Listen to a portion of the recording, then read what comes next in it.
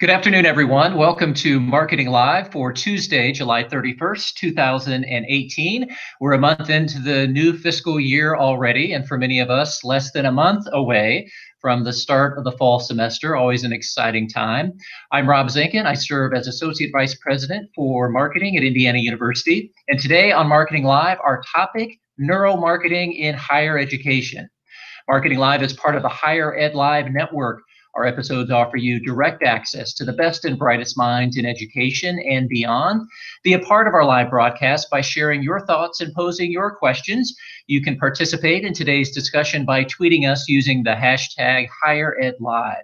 All of our episodes are free and easy to access in the video archives at higheredlive.com, or take Higher Ed Live with you on the go by subscribing to the podcast. I just listened to an episode of Higher Ed Live special edition from last month on the digital rumor control, which was quite interesting. There's just so much great content available across the Higher Ed Live network, and it's a great way always to spend your daily commute. Higher Ed Live is produced by M. Stoner, a digital-first agency committed to tailored solutions that drive real results. Storytelling, of course, is imperative if you want to build an enduring brand for your college or university. The digital space allows storytellers to immerse audiences even more fully in our stories by integrating and weaving in video, photography, user-generated content, and other rich media throughout the marketing campaign. Are your readers at the heart of your institution's story?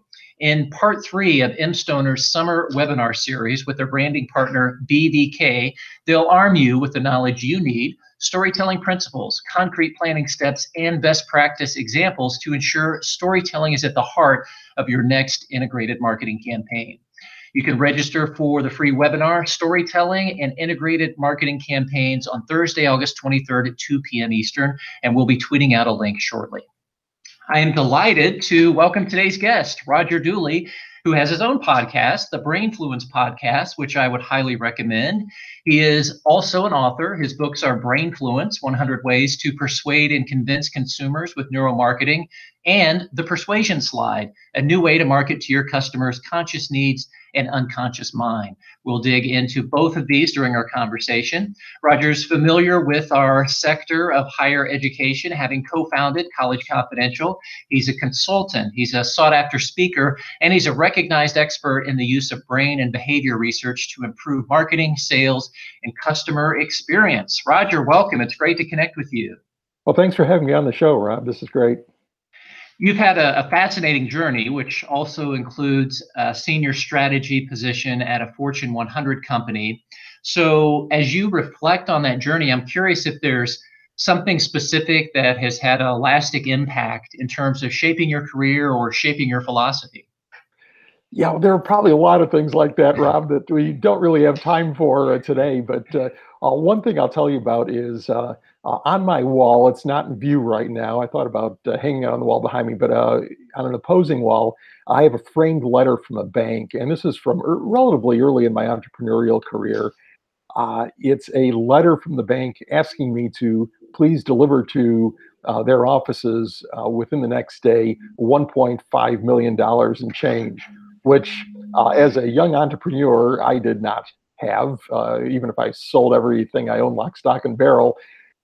And they had decided that they didn't want to be our business's lender anymore. And it was bad enough to get one of these delivered certified mail at the office, but then my wife got one delivered certified mail at home too. So needless to say, this was not a very good day in my life, but we did manage to work things out with the bank. We got them paid off 100% and did not lose the house or have to cough up any personal funds. But I keep that framed letter on my wall just as a reminder when I think I'm having a bad day of what a bad day really is. Always good to keep things in perspective. It really puts it in perspective. Well, I mentioned that you co-founded College Confidential, and that is a site that I've spent a lot of time on lately with a high school senior. So I'm interested, when you co-founded that nearly 2 decades ago, what was the college search process like for prospective students and families, and how did you go about identifying this need or this opportunity?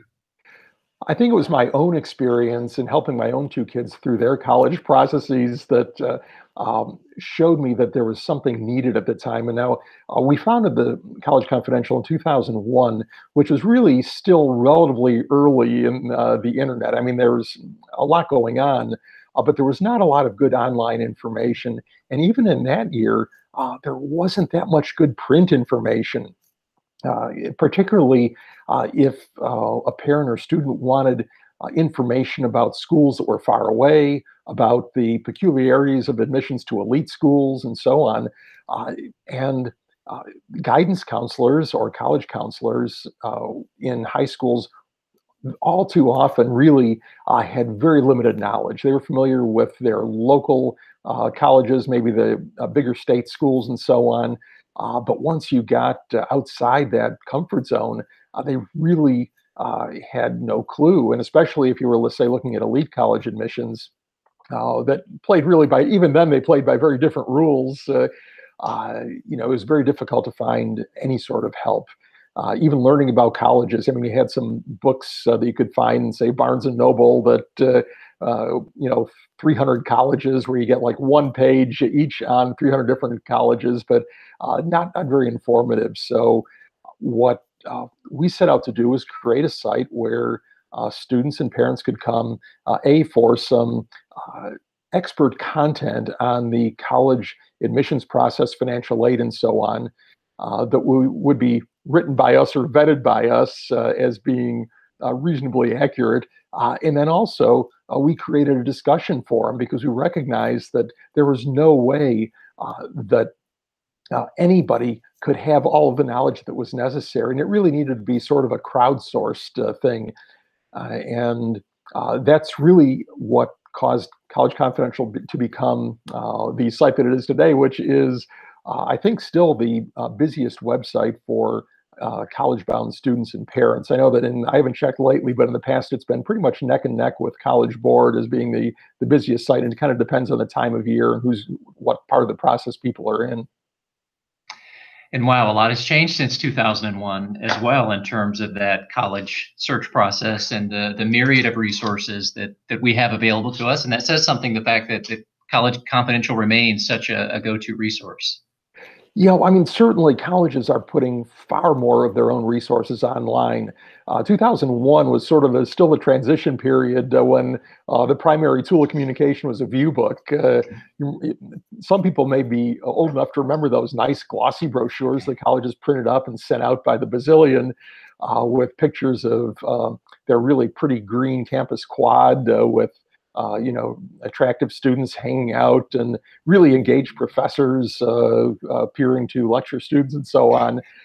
Today, the colleges themselves put a lot of information online, and there are a lot of information resources. But if you really want to get into sort of the nitty gritty of, what is it like in Bloomington, for example, College Confidential is one place you can go to get input. Perhaps from current students, perhaps from people who actually live there, perhaps from parents of students who attend IU and visit there occasionally. And then you can assemble this information into sort of a picture of, what reality is. And I think one thing that's important about College Confidential and the fact that it is a forum where the information is crowdsourced, I think of it a lot like Amazon reviews. You will find misinformation. Okay, people will say things that are incorrect. They'll say things that reflect their own personal bias. And that happens on any sort of crowdsourced site. But just as Amazon reviews are by far the best way to find out what a product is really like, I think too, College Confidential, if you put a little bit of time into reading and comparing and sort of understanding, okay, who's posting this? Do they really know what they're talking about or not? Can be a great source of information. Well, I'm also interested in the intersection of that work that you talked about with the beginning of College Confidential and then the path to becoming an author or thought leader on this combination of brain science and marketing. And how did your work in higher ed, related to higher ed, eventually connect to or lead you on the path to this neuromarketing area, if it did, in fact, at all?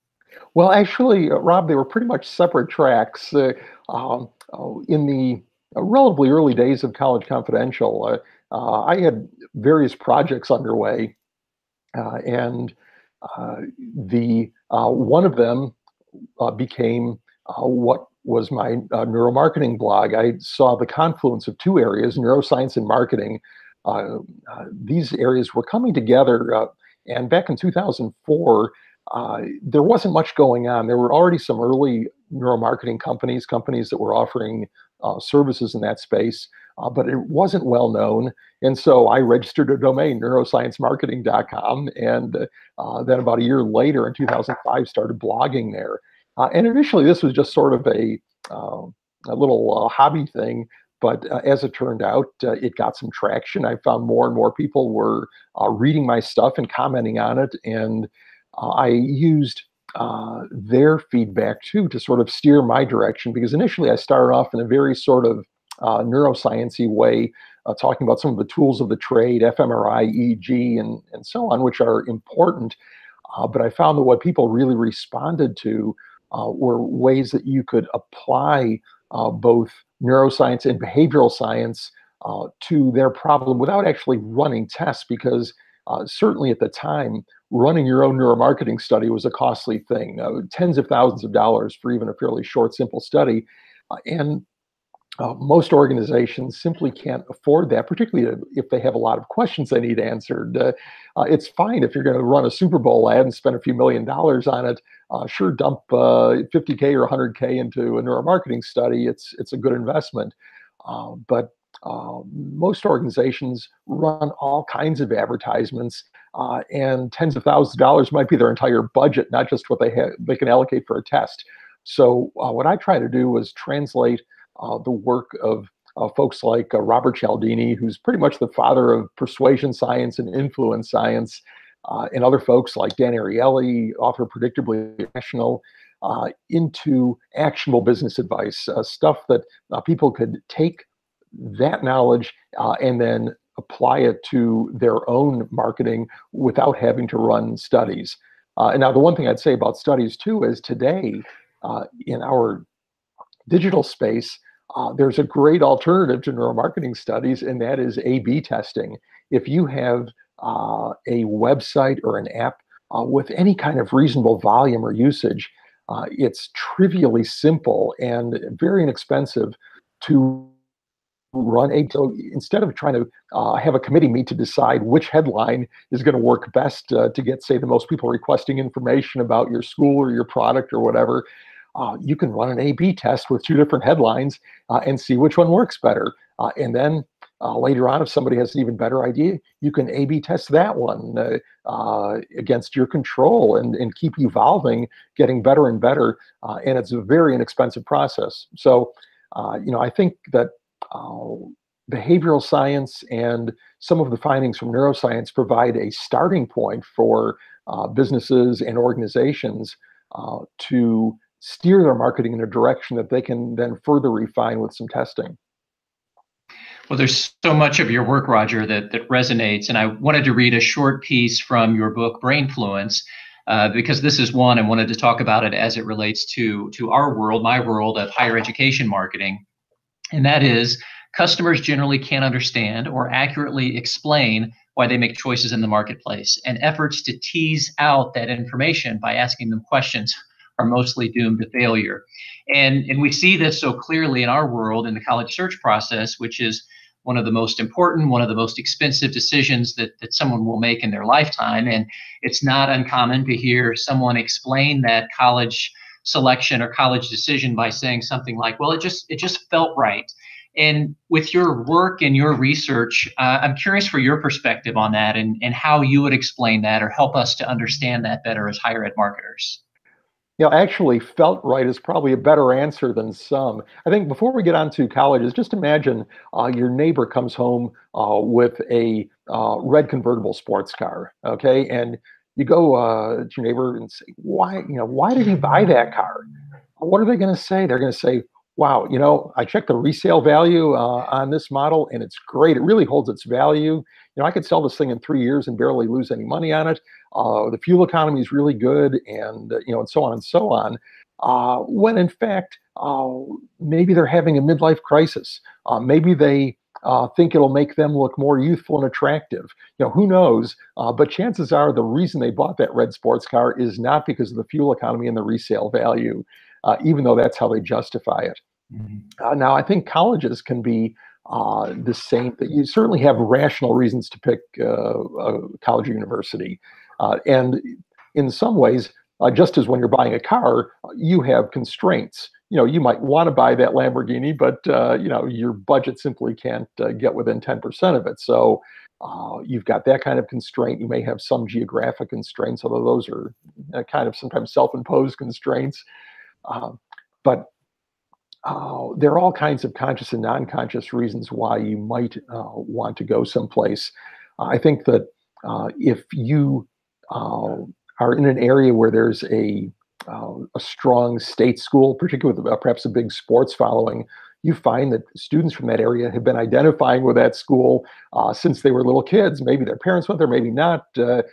Maybe they just know that this is really big. But once you've been in that environment, it's a natural assumption that, wow, that's probably where I want to go, because I've been cheering for this team for the last 10 years. So you've got things like that. You've got certainly the window sticker effect, where people choose an elite school not necessarily because the education is that much better, but because they want to put that Ivy League sticker in their car window, or particularly the parents want to do that and show everybody else, that they've made it as a family and their kid is really accomplished. So, there are always conscious and non-conscious reasons why people make decisions. And some, a college decision is no different. The college has to have the major that you think you are going to major in, for example, or that you're most interested in. It has to have meet some kind of financial constraints for most of us anyway. But there are certainly a lot of emotional factors that go into it, and certainly just that it felt good. You went to the campus and people were nice. It felt like home. It felt like family.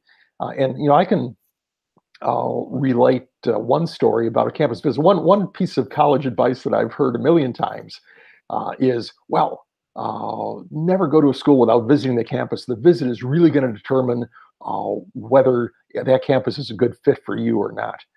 And I can sort of see that, because you might get there and it'd be just dreadful or something.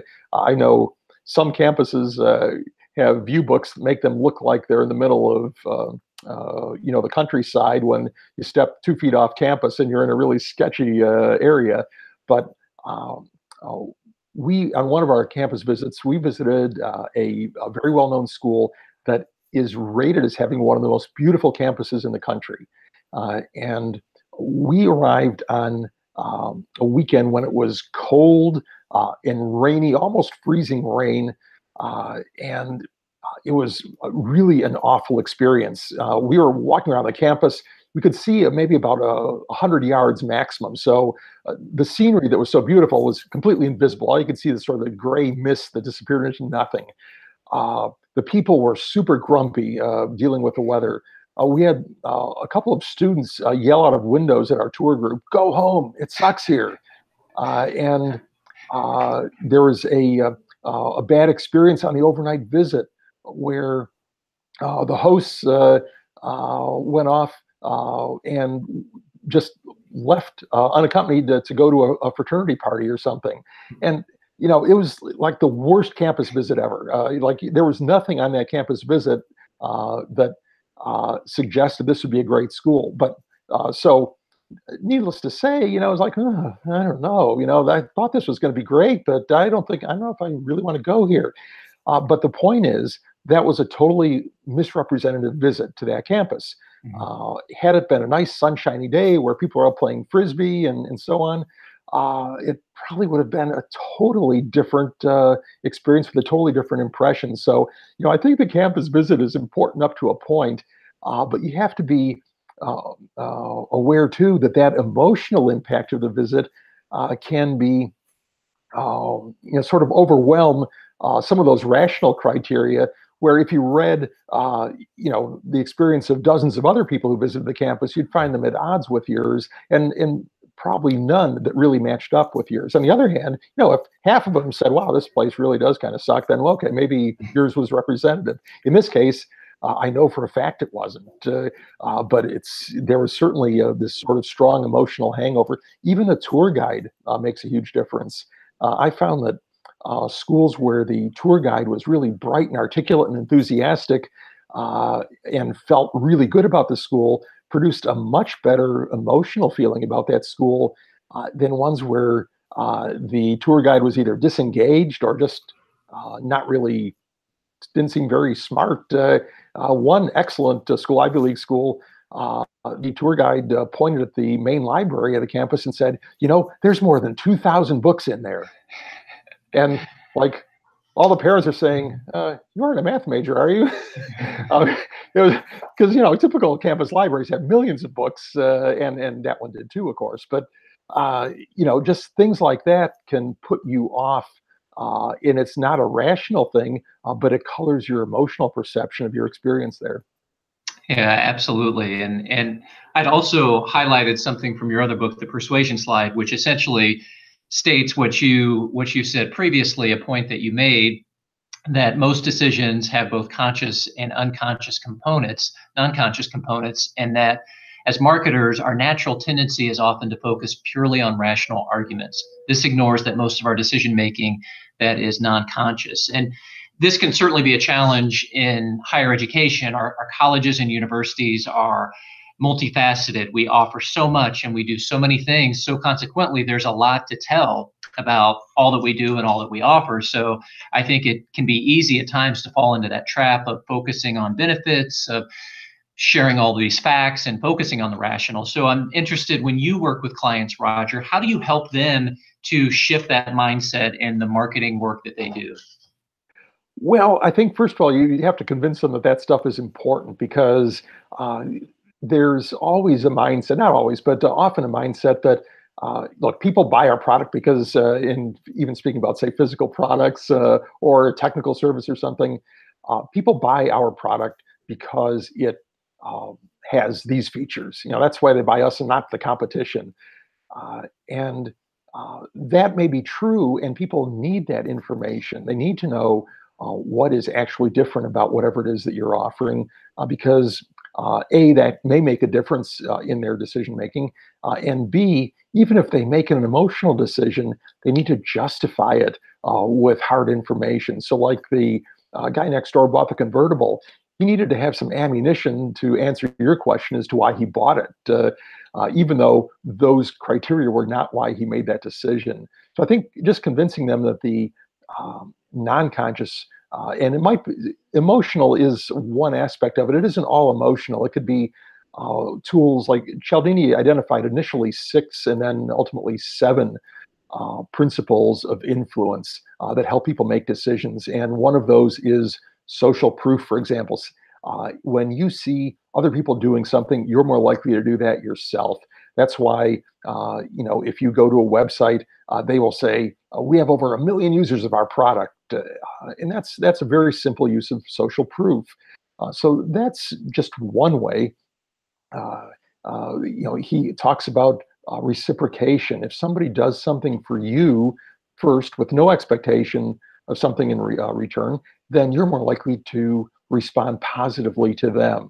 And I'm not going to go through the whole list, but I think it is important to look, and you don't want to include every single one of Cialdini's principles in your marketing, or other things like, for instance, something that Dan Ariely found in his work is that the word free is particularly powerful beyond the actual financial benefit that provides. In other words, free and 1 penny are different in people's brains. And there's not necessarily been a researched explanation for why that is. I think it's sort of a low-hanging fruit thing that, if you were a hunter-gatherer walking along a path and you'd just eaten but there's a piece of fruit hanging from a branch right in front of you, you're probably going to pick it off and take it just because it's right there and requires no effort to take. And I think that somehow we're still wired for that sort of thing, that when something is free, we want it. And it makes us feel differently than if even we had to exert even some minor amount of effort to get it. So, the trick is to find the one or two or three perhaps things that are going to work in particular situations, and then try them out. With Cialdini's 6 principles of persuasion that you mentioned, Roger, now 7 principles. One, as you said, is social proof. And I'm curious your take on the impact of social media. Now, thinking back to the Psychology of Persuasion book that was written in the 1980s, long before social media. So on one hand, social proof can be everywhere, and so it could be more powerful. On the other hand, we're inundated with it, so it might be a little bit more difficult to sift through. So what's your take now on social proof as a principle of persuasion in an era of widespread social media? Yeah, well, Rob, I think you've summed up the issue there very nicely, because it's much easier to get social proof today than it was years ago, because now you can have people like your stuff on Facebook. There's lots of ways to do that. I think to some degree, people are almost tuning out simple metrics like that, and it's better to try and find some sort of social proof that you might be able to get through social media or through digital means, but then highlight that, as opposed to expecting people to notice that, hey, look, my page has 150,000 likes, so that must mean I'm great. That I don't think is all that persuasive these days. One other thing that's kind of interesting is there are different kinds of social proof. There is action-based social proof, and preference or emotional-based social proof. So, for instance, experimenters showed people what appeared to be a listing for a video in search results, and they showed different videos with different sorts of metrics next to them.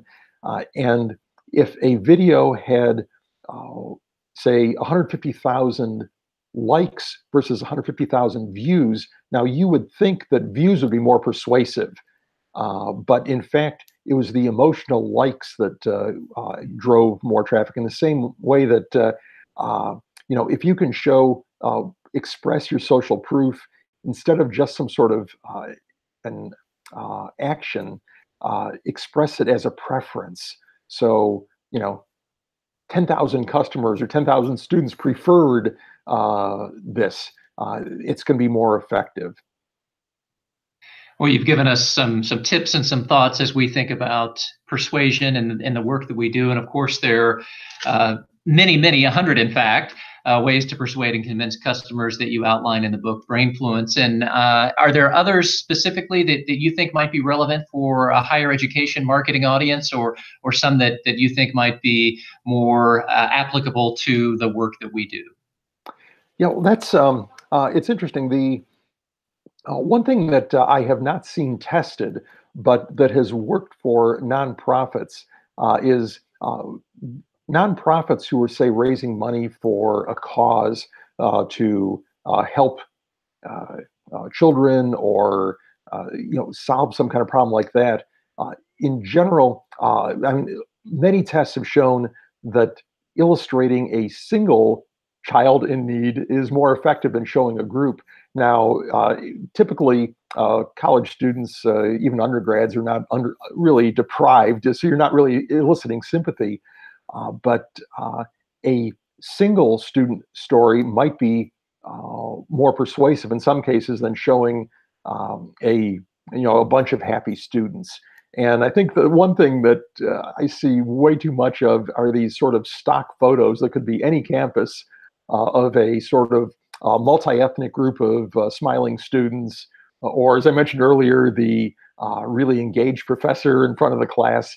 All of these look like somebody just dialed up Getty Images and said, "Hey, I need some students." I think having things that are clearly a little bit quirkier, more individual, will be more effective because they'll stand out. They won't look so generic. And even if people aren't aware of how stock photos work and whatnot, I do think that people, even just normal people, not marketers, uh, do subconsciously process the difference between something that looks like everything else and is generic versus something that is original. Yeah, absolutely. And you mentioned nonprofits, so I also wanted to ask if there are examples that you've seen in the nonprofit sector that excel in terms of distinguishing their brands in emotional terms, or even more broadly, all brands. Are there specific brands that you admire or watch closely simply because they've mastered the power of tapping into neuromarketing? Well, I think the brands that have really succeeded are those that have conveyed a sense of identity about the brand that syncs with the customer identity. So, for instance, Nike has been brilliant at that. Their story is high performance. They have great taglines like "Just Do It." They Their message is consistent from year to year. The details of the message may vary. The athletes may vary. The taglines change, but their message is consistent, and they remain one of the most powerful brands year after year after year. And I think it's partly, jumping back to Cialdini, because two of his principles relate to that kind of identity. One is what he called liking, which on its face is liking somebody or liking a brand. But the way he used it, it meant more than that. It meant showing that you have something in common with somebody. So the fact that you both are cat lovers, the fact that you are both from Indiana or grew up in Indianapolis, all of those things can be used to generate liking. So in a personal persuasion process, one-on-one, it would behoove you to find things that you have in common with the other person and point those out. And that would be invoking what Cialdini calls liking. The next level of that is his newest principle that after 30 years of six, he added number 7, which is unity. And that is a shared identity. And it's more familial in nature. It can include the identity that you share with your family members, but it can also be sort of tribal. Imagine early owners of Mac computers, where they weren't just pleased users of a product; they were zealots, they were evangelists, they were apostles, going out and spreading the gospel of Mac to people. And if you dare to criticize a Mac, you would be in for a 30-minute lecture. That goes beyond liking, and that really borders on unity, where you're part of a shared identity. And I think that can happen in universities. I think that one, having spent 30 years in South Bend, Indiana, that's the home of Notre Dame, and they have this tremendous sense of shared identity there. That once you're a Domer for life. They have a phenomenal alumni participation in fundraising and so on, a phenomenal alumni networking. And I think many schools have that to varying degrees. Some schools don't. Some, places where people show up, they get an education, they leave, and really don't think much about it after that. So, to the extent that um, campuses and schools can build that shared identity and then introduce people to it, even as visitors or as people who are looking at the campus, showing that you will be part of this vibrant, strong community. I think that can be very powerful. Yeah, absolutely. There was one other thing from Brainfluence. Among the many things that caught my attention is how you explain that campaigns with purely emotional content performed about twice as well as those with only rational content, and then those that were purely emotional did a little better than those that were mixed emotional and rational.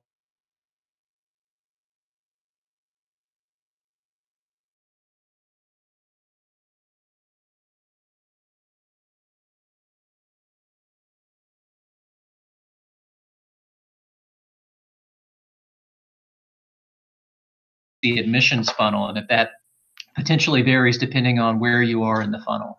Hmm. Well, clearly, you need both when you've got a complicated product like college education. There are all kinds of practical considerations that come in, and finances, majors, campus, housing. All these things are sort of rational factors that you can't just sell on emotion. But I think that building on differences is important. There was a great book written by Trout and Rees, I think, Differentiate or Die, a while back. It's not a new book by any means, but it showed that the way to be successful in marketing was to differentiate yourself. And if you look at most college marketing, there's very little differentiation there. The taglines are all these sort of generic, educate, inspire, achieve, or something like that that could apply to just about any college or university in the country. But occasionally, you do get some that, in fact, set them apart. I don't know if they're still using it, but I like the University of Alaska's the 23 million acre campus. Like in one short tagline, it tells you why you might want to go there and not any one of the other dozens of colleges you might have on your long list. The Something that I think helped propel Columbia University to, I mean, it was always been a great, it's always been a great school, but probably starting back in the 90s, they really saw an acceleration of applicants and a rise in the rankings, which, of course, so there's a statistical correlation there. And what they focused on in their marketing was their location in New York City, because they had 7 other Ivy competitors, not to mention plenty of other fine schools in the country that were competing with them directly for highly qualified students. But the one thing that they could use to differentiate themselves was their location in New York City. So they branded the school and actually changed the name in just about every official UCC as Columbia University in the City of New York.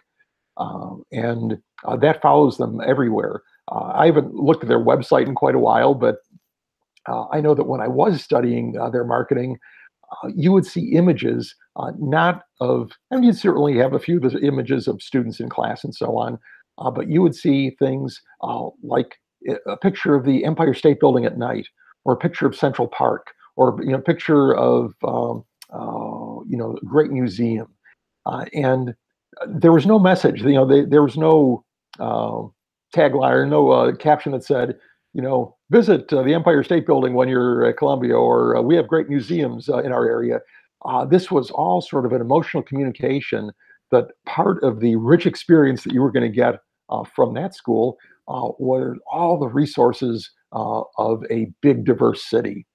And then, of course, their text emphasized that in different ways. But to me, that was a brilliant strategy. They did a lot of things right from a marketing standpoint, but to me, they found something that was unique and different. Now, not every school has New York City, but most schools can probably find something that is unique about their school to focus on and carry that through the marketing, and that can help handle the emotional piece too, because that's and it can be logical and emotional at the same time. Mm-hmm. And your example with Columbia and focusing what they focused on also meant that there was something or some things that they didn't focus on, and that's equally as important when it comes to brand strategy. And again, can be difficult for colleges and universities because by creating that position, you're saying you're not going to appeal to everyone, or you're not for everyone, and that's often easier said than done. But again, a core part of brand strategy. Yeah, I mean, there's a lot of things you can emphasize. I mean, they could say they've got, 50 or 70 Nobel Prize winners or whatever. I have no idea what the real number is, but there's quite a few who have an affiliation with the university in some way. That's really a cool fact. And it might be something that you want to include in your literature somewhere, but it's not necessarily the thing you want to put in front of potential undergrad students, because they know that even if there is a current Nobel winner, that they're not going to be teaching freshman chemistry. It's one of those fun facts that you can include for people who delve into it, and that somebody might eventually hang on to if they say, "Well, why'd you go there?" Say, "Did you know that they have this many Nobel winners?" But it's you have to be selective, like with anything else. You can't focus on everything. You have to pick your battles and focus on those things that will set you apart and hopefully appeal to people too. I mean, if something sets you apart but it's not appealing, then okay, you need something else. Yes, so true. Well, Roger, I know we've only scratched the surface today. So for those who want to learn more about your work or some of the resources that you reference, where should they go? Where would you direct them? Probably the best website would be rogerdooley.com, and there's jumping off point there to my blog, my podcast, social media, and so on. For social media, I'm probably most active on Twitter, where I am at Roger Dooley. Excellent. And the podcast is great. It's been a real pleasure, Roger. So thanks again for sharing your expertise today. Well, thanks so much for having me on the show, Rob. It's been great. And thanks to my colleague here at Indiana University, Jesse Arthur, for the Higher Ed live tweeting today. And as always, a big thank you to M. Stoner for always making Higher Ed Live, all of these episodes possible each and every month. I'm Rob Zinkin. Thanks again for tuning in to Marketing Live on the Higher Ed Live Network.